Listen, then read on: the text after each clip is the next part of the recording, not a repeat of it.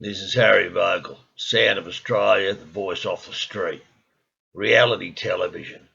Jesus, what's happened to Australian television? My Kitchen Rules, The Block, Australian Survivor, and then the most mind-numbing, Married at First Sight. What a bloody joke. You've got a whole heap of people on this thing like Survivor who are teaching young people who are watching it how to be spiteful and snide and sneaky.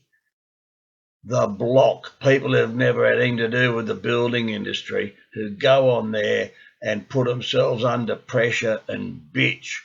It's just a disgrace. And then this mind-numbing thing called Married at First Sight. What a bunch of losers. That's what they're doing on there. How did we get to this? Soap operas, real life soap operas. And the saddest thing is, you're all out there lapping it up and they keep putting this shit on. Stop it before you go blind, Australia. This is Harry Vogel.